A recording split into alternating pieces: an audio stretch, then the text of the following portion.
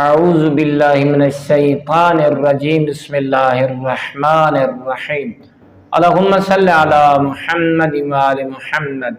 مومنین مسلمین، امام جعفر صادق علیہ السلام ارشاد فرماتے ہیں، جو شخص ہمارے ماننے والا ہے اگر وہ اپنی فرض نماز کے بعد سورۃ الحمد کی تلاوت کرتا ہے تو اللہ اس کے اس عمل کو اتنا قبول فرماتا ہے، وہ اپنی جلالت کی قسم اٹھا کر اپنے بندے کو یہ پیغام دیتا ہے اللہ رب العزت کہ اللہ ایسے بندہ پہ جو اپنی فرض نماز کے بعد سورۃ الحمد کی تلاوت کرتا ہے کہ اس پر اللہ 70 مرتبہ نظر رحمت فرماتا ہے اور اللہ اس کی جو بھی حاجات ہو اسے قبول فرماتا ہے۔